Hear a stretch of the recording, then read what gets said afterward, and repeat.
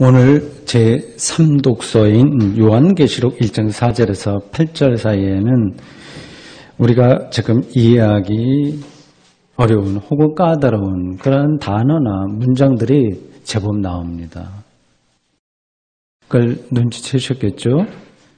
평소 성경을 자주 대하는 기독교인이라고 하더라도 이 본문은 거리가 멀리 느껴질 겁니다. 몇 개만 나열해 보겠습니다. 이제도 계시고 전에도 계셨고 장차 오실 이 어떤 이일까요? 보좌, 일곱 영, 땅의 임금들의 머리, 죄에서 해방, 나라와 제사장, 구름 타고 애곡, 알파와 오메가 등등입니다. 성경 자체가 사실은 좀 낯설잖아요. 우리 일상하고 조금 거리가 있게 느껴지는데 요한계시록은 유별날 정도로 그런 성격이 강합니다. 그 이유는 보통 문학이나 예술 이런 데도 초현실주의적인 작품이 있는 것처럼 요한계시록이 초현실적 방식의 글쓰기인 묵시문학에 근거한 작품이기 때문입니다. 이 묵시문학 혹은 묵시사상이라고도 하는데요. 이것은 하나님이 비밀스럽게 자기의 뜻을 사람들에게 알린다고 하는 그 사실에 근거해서 인간의 운명과 우주의 미래를 해석하는 그런 글쓰기입니다. 요한계시록 1장 1절은 다음과 같습니다. 예수 그리스도의 계시라 이는 하나님이 그에게 주사 반드시 속히 일어날 일들을 앞으로 속히 일어나게 될 일들을 아직은 일어나지 않았지만 그 종들에게 보이시려고 그 천사를 하나님의 메신저인 천사를 그 종 요한에게 보내어 알게 하신 것이라. 이렇게 서두로 시작해서 쭉 나가는 거예요. 비밀스러운 그런 이야기라고 할 수 있습니다. 그러니까 요한계시록을 이러한 미래에 일어날 일들에 대한 일종의 천기누설로 읽으면 곤란합니다. 그렇게 읽으려고 하는 사람들이 많이 있어요. 그럼 곤란한 거예요. 그런 잘못들은 이단들에게서 자주 일어납니다. 정통이라고 자처해도 약간 그런 경향이 있긴 있어요. 예를 들어서 계시록 7장 4절에 보면 인침을 받은 14만 4천이라고 하는 숫자가 나와요. 14만 4천. 이 숫자를 문자적으로 절대화하는 사람들이 있습니다. 그래서 이 숫자가 채워지면 이제 종말이 온다. 자기네 집단에 14만 4천 알짜배기 신자가 생기면 된다. 그렇게 주장을 많이 했습니다. 여러 이단들이 그렇게 얘기했는데 최근에 이제 신천지가 그런 쪽으로 이야기를 해요. 이 숫자 14만 4천은 상징입니다. 유대인들에게 12라고 하는 것은 완전 숫자라고 하는 거 알고 계시죠? 12. 그러니까 14만 4천은 1200 곱하기 12예요. 그러니까 이 숫자는 당시 기독교인들이 로마 황제의 이 박해 가운데서도 하나님의 도우심으로 안전이 보장된다는 사실을 가리키는 상징, 심볼입니다. 또 다른 예를 들면 계시록 13장 18절에는 짐승을 추종하는 이들의 숫자인 666, 소위 말해서 666이 나옵니다. 이 666을 상품의 바코드, 가격 찍을 때요. 컴퓨터 찍을 때 그 숫자로 이제 보고 이제 그런 시대가 됐으니까 마지막이 됐다. 뭐 그런 종말이 됐다. 그런 투로 이야기하는 사람도 있습니다. 666은 이 알파벳을 숫자로 바꾼 거예요. 알파는 1. 이렇게 알파, 베타, 감마, 1, 2, 3 이렇게 숫자로 계산해서 그 당시 기독교를 가장 극렬하게 반대했던 네로 황제를 암시합니다. 그러니까 666이라는 숫자를 이제 알파벳으로 바꾸게 되면 그 네로 황제를 표시해요. 그러니까 요한계시록은 상징적인 단어와 숫자를 통해서 당시 박해받던 기독교인들을 위로하고 싶어했던 한 기독교 지도자의 비밀스러운 글, 작품이라고 생각하면 됩니다. 그 묵시문학 장르의 역사책이라고 할 수 있어요. 역사책. 당시 로마 황제가 요한계시록의 이 내용을 알았다면 이 책을 분석행위, 그러니까 불에 태워버리는 그런 일을 했을 겁니다. 중고등학교 역사교과서 국정화 문제로 요즘 한 달여 동안 시끄러웠고요. 앞으로도 상당 기간 동안 그렇게 지속될 겁니다. 찬성과 반대가 충돌하고 있어요. 거의 국민들의 생각들이 이렇게 나뉘어 분열되고 있습니다. 정부의 입장은 우리의 역사를, 특별히 근현대사를 국가에서 발행하는 교과서 한 가지로 가르칠 테니 다른 주장은 하지 말라. 그런 거예요. 여러분들이 잘 아는 대로 역사 교과서를 국가에서 발행하는 나라는 세계에서 북한을 제외하고 몇 나라 손가락에 꼽을 정도입니다. 심지어 공산주의 국가인 베트남도 유엔의 권고를 받아들여서 내년부터는 거민정으로 나간다고 발표를 했습니다. 그러니까 거민정에서 자유발행으로는 나가지 못할지언정 국정으로 퇴행하는 나라는 전 세계에서 우리나라 말고는 없을 겁니다. 정부가 주장하는 것처럼 현재 대부분의 역사 교과서가 좌편향이라서 이를 배우는 학생들의 국가 간에 문제가 생길지 모른다는 염려가 있다면 그렇게 염려하는 분들도 많이 있잖아요. 그러면 수정 명령을 내리고 그래도 듣지 않으면 거민정을 취소하면 됩니다. 더 좋은 방식으로는 현재 교과서보다 질적으로 뛰어난 교과서를 만들어서 서로 경쟁시키는 것, 이것이 가장 바람직합니다. 정부의 마음에 들지 않는다고 해서 찬성하는 국민들의 숫자가 반대하는 숫자보다 훨씬 국정화를 찬성하는 숫자가 반대하는 숫자보다 훨씬 적을 뿐만 아니라 역사 전공 교수들과 그리고 교사들 대부분이 반대하는 90% 이상이 반대하는 국정화를 밀어붙이기 식으로 추진한다고 하는 것은 21세기 문명국가에서 부끄러운 일이라고 저는 생각합니다. 성서 해석의 문제가 이와 같습니다. 성서 해석. 성서 문자주의에 떨어져 있는 분들은 성서 문자주의 한 가지만 생각하거든요. 대구샘도교회 정용순 목사의 성서 해석을 자유주의 신학이라고 거기에 치우치는 것이라고 비판합니다. 그런 글들도 많이 있어요. 공개적으로 잡지에 나오기도 했습니다. 그리고 성서라고 하는 단어까지 꼬투리를 잡는 거예요. 어떻게 성서냐? 성경이지. 그렇게 비판을 합니다.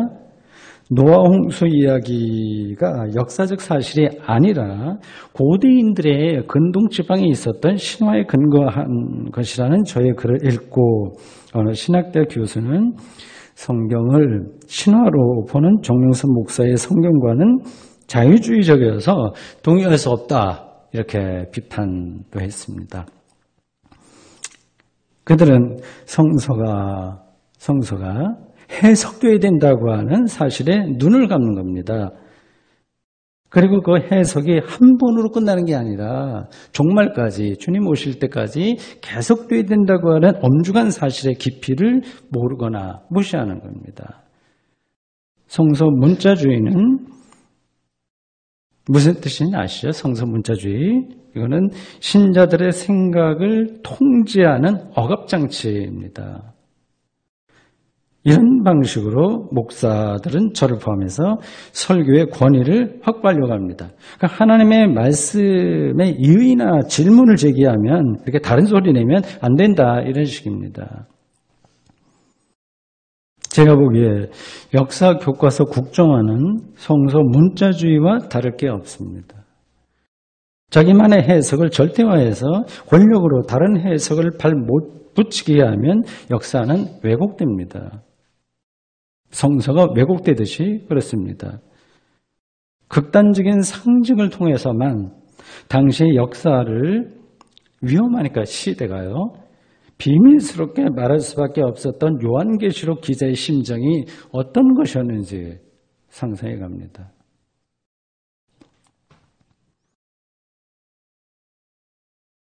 오늘 본문에 나오는 단어와 문장들은 일단 겉으로 보면 로마 황제에 대한 직접적인 언급은 없어요. 그래서 황제와 관련이 없다고 생각들을 많이 합니다. 그러나 실제로 로마 황제에 대한 비판이 바탕에 깔려 있어요. 제가 앞에서 666이라고 하는 숫자가 바로 네로 황제를 가리킨다고 말씀드렸어요. 이거는 성서 주석학자들이 다 말하고 있는 바입니다. 그것만 아니라 이 본문과 오늘 본문과 초기 기독교 문헌은 다 로마 제국을 역사적 배경으로 합니다. 초기 기독교가 그 안에서 나온 거예요. 그걸 배경으로 했습니다. 예수님의 십자가 사건은 로마의 형법에 의한 겁니다. 그 예수를 퀴리오스, 주님이라고 초기 기독교인들이 불렀는데 그것은 로마 황제를 더 이상 퀴리오스라고 부를 수 없다. 예수에게만 그 말이 가능하다. 이렇게 신앙 고백을 한 겁니다. 오늘 본문에도 그 사실이 분명하게 들어있습니다. 아주 장엄한 필치로 하나님을 묘사하고 있습니다. 그 문장을 읽을 때마다 저는 가슴이 뜁니다. 8절을 읽겠습니다. 주 하나님이 이르시되 나는 알파와 오메가라. 이제도 있고 전에도 있었고 장차 올 자요 전능한 자라 하시더라.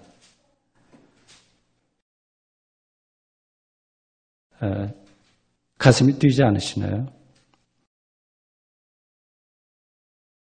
여기서 알파는 헬라어 알파벳 첫 자이고 오메가는 마지막 자입니다. 하나님이 세상의 처음이고 마지막이라고 하는 뜻입니다.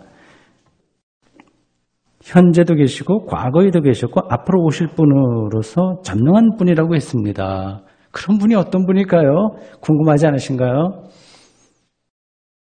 기독교는 바로 이런 존재를 하나님으로 믿었습니다. 이 하나님에게 자신들의 운명과 미래를 맡겼습니다. 이런 내용으로 기도하고 찬송을 불렀습니다. 그러니까 하나님에 대한 이러한 질문, 하나님은 어떤 분이다라고 하는 그런 것들이 우리 신앙에서 핵심입니다. 다른 건 그렇게 중요한 게 아닌 거예요. 페터 아이혀라고 하는 독일 가톨릭 신학자가 신학의 길잡이라고 하는 책 머릿말에서 이렇게 이야기했습니다.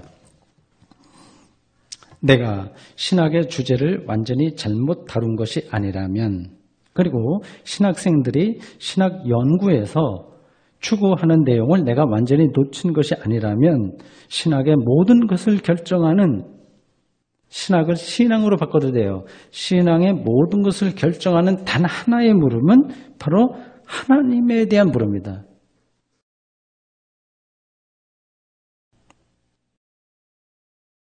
기독교인들이 하나님을 믿는다고 하지만 실제로 하나님에 대해서 관심이 있는 사람들은 그렇게 많지 않습니다. 잘 관심이 안 가는 거예요. 신자들이 모였을 때 어떤 대화를 하는지 한번 보십시오. 하나님을 주제로 이야기하는 경우가 좀 잘 없을 겁니다. 장로들이 모여도 마찬가지고 주일학교 교사들이 모여도 마찬가지입니다. 교회 일을 어떻게 할 것인가 이런 데만 마음을 쏟지 하나님 자체에 대해서는 관심이 없다고 볼 수 있어요. 여러분들은 또 어떻습니까? 평소에 하나님에 대한 생각을 자주 하십니까? 부부와 가족이 밥상에 앉아서 또는 차 한잔 앞에 놓고 하나님에 대해서 진지하게 대화할 기회가 혹시 있으신가요? 각각 다르겠지만 그렇게 많지는 않을 겁니다. 왜냐하면 그러니까 왜 그럴까요? 그러니까 그게 하나님을 실감하지 못한다는 건데, 그게 정말 실감하게 되면 그걸 얘기하고 싶어지잖아요. 옆 사람한테. 안 그런가요? 오늘 저녁에 레스토랑 가서 맛있는 거 먹었으면 그게 실감이 나니까 어떻더라 그런 얘기 하지 않습니까?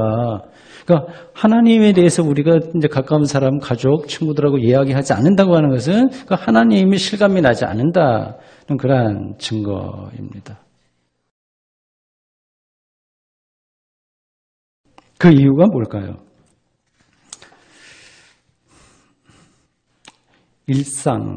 일상의 범람입니다. 일상의 범람. 손에 잡히는 것들, 손에 넣고 싶은 것들에 마음을 다 쏟고 사는 거예요. 어쩔 수 없기도 합니다. 인간이 다르게 잘 안 돼요. 그렇게 삽니다. 하이데거의 표현을 빌리면, 요즘 제가 하이데거 책을 이제 밥상머리에서 계속 조금씩 시간 있을 때마다 읽기 때문에 제가 몇 번 인용해서 말씀드렸는데 또 기억에 나서 말씀드립니다. 그분의 표현을 빌리면 일상애로의 퇴락이에요. 어떤 개인이 집에 불이 났다고 합시다. 그런 장면이 그려지시죠?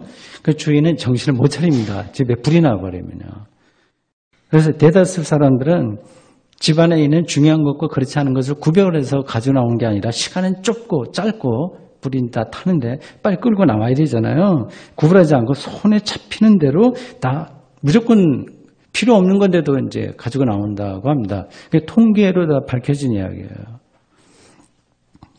우리의 일상적인 삶이 이와 비슷합니다. 모든 것이 필요한 거예요. 필요해 보여요. 모든 것이 그럴듯해 보입니다. 뱀의 유혹을 받은 아담과 이브가 사과를 보니 먹음직스럽기도 하고 예쁘기도 하고 영양가도 있어 보였다고 하는 이야기하고 비슷하죠. 백화점이나 대형 매장에서 사람들이 몰려오는 이유도 여기에 있습니다. 그 불난 집의 주인과 같이 쫓기는 마음으로 우리가 세상을 삽니다. 나만 그렇지 않다, 내가 도사다, 그런 뜻으로 드리는 말씀이 아니에요. 우리 다 저를 포함해서 우리의 삶의 모습이 그렇다고 하는 겁니다.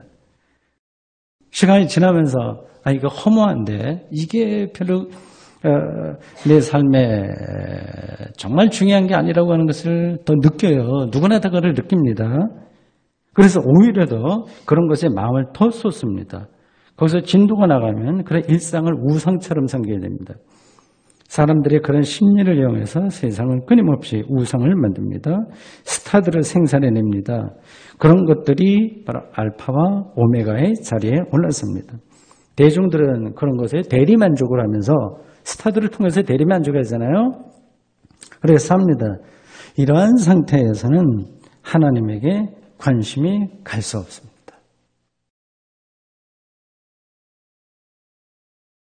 하나님이라고 하는 이름을 이용은 하지만 정말 하나님에게 관심은 가지 않습니다. 로마 시대 사람들은 로마 황제가 알파와 오메가라고 세상을 초월하는 존재라고 생각했습니다. 이제 그 로마 황제가 세계 사람들을 다 끌어가는 거였어요. 그럴만합니다. 당시 로마는 지중해 연안의 많은 지역을 지배하고 있었던 무소불위의 제국이었어요. 로마의 군사와 정치, 경제, 예술, 철학이 절대선이었습니다. 의학도 대단했어요. 지금도 서양 문명의 많은 것들은 다 로마에 뿌리를 두고 있습니다. 로마 콜로세움에서 벌어진 전차 경주와 격투사들의 싸움은 오늘의 축구 월드컵 못지않게 인기를 끌었습니다. 그런 제국에서 생사 여탈권을 유일하게 혼자 독점적으로 행사할 수 있는 황제는 신으로 추앙받았습니다. 기독교인들은 그런 시대 속에서 그러한 시대 정신을 거부한 거예요.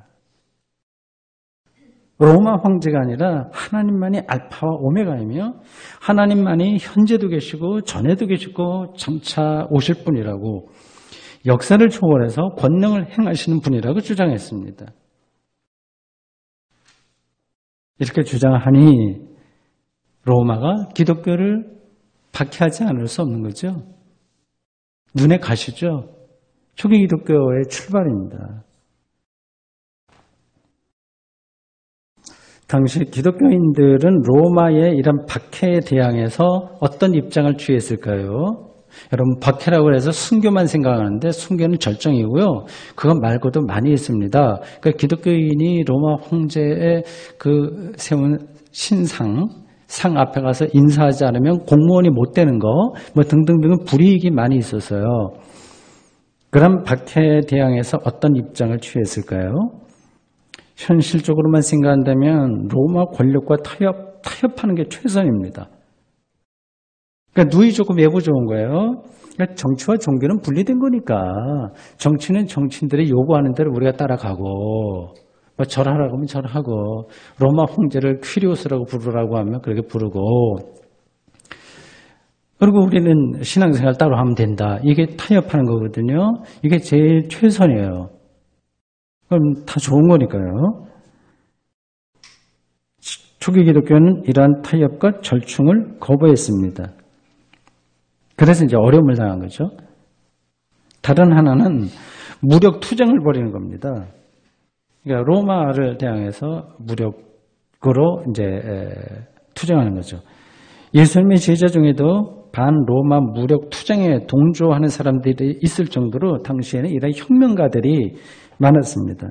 근데 기독교는 이러한 길도 택하지 않았습니다. 타협하지도 않고 로마 정권을 뒤엎어버리겠다고 하는 혁명도 선택하지 않았습니다.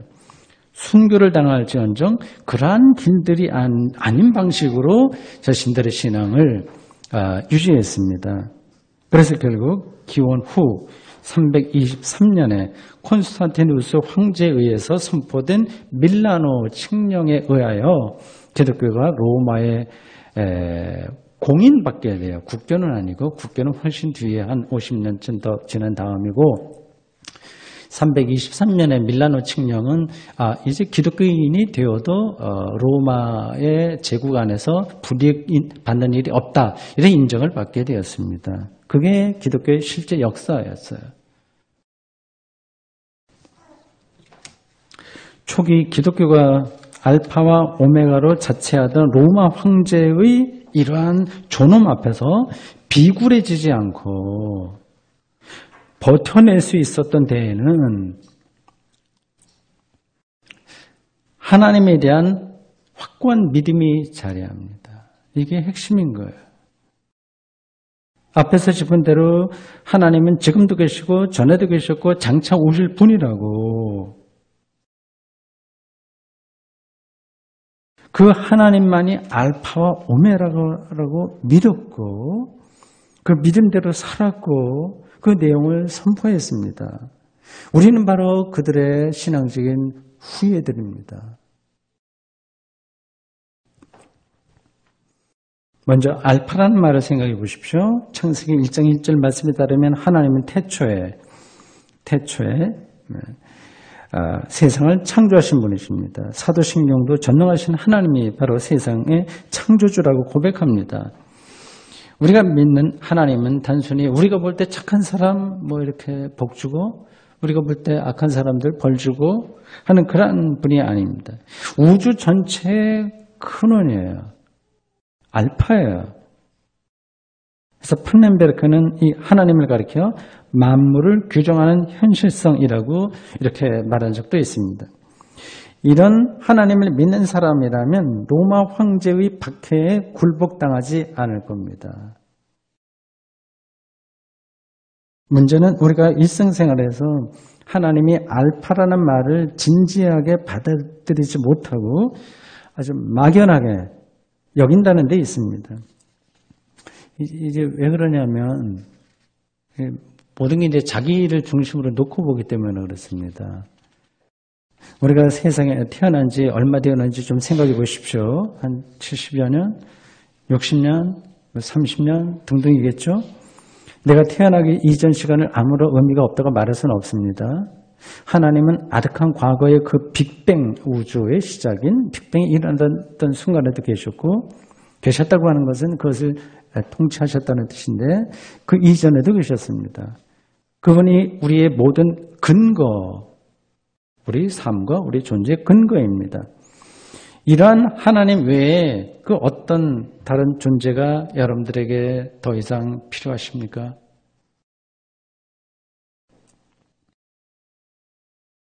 오메라고 하는 말을 하나님의 오메가라고 하는 말은 하나님이 세상을 완성하신다고 하는 뜻입니다. 계시록 21장 1절에 따르면 그 완성된 세상이 새하늘과 새 땅이라고 묘사되어 있어요. 새하늘과 새 땅. 거룩한 성새 예루살렘이 하늘에서 내려온다고 했습니다. 4절 말씀은 다음과 같습니다. 모든 눈물을 그 눈에서 닦아주시니 다시는 사망이 없고 애통하는 것이나 곡하는 것이나 아픈 것이 다시 있지 아니하리니 처음 것들이 다 지나갔음이로라. 눈물, 죽음, 애통, 통곡, 아픔이 다 지나갔다고 해요. 그런 세상이 어떤 것인지 상상이 안 가시죠? 우리가 세상에서 살 때는 울음이 있어야 웃음도 있고 좀 아프기도 해야 건강도 알고 이제 그렇게 작동되는 데서 우리가 살고 있기 때문에 이게 어떤 것인지 확 와닿지 않을 수 있습니다. 이런 표현들은 마지막 때 모든 세상과 삶이 완성된다는 사실에 대한 비유이자 은유입니다. 로마 황제는 눈물과 죽음과 아픔을 씻어줄 수 없습니다. 어떤 피조물도 그런 일은 우리들에게 못합니다. 하나님만이 그게 가능합니다. 로마 황제의 존엄에 굴복하라고 강요받던 시대의 초기 기독교인들은 하나님이 알파와 오메가라고 하는 사실을 줄기차게 주장했습니다. 그는 이제도 계시고 전에도 계셨고 장차 오실 자라고 말입니다. 정말 혁명적인 주장입니다. 그렇습니다. 이 사실을 아는 사람에게는 영혼의 혁명이 일어날 수밖에 없습니다. 즉 모든 것으로부터의 해방과 자유라고 하는 것입니다.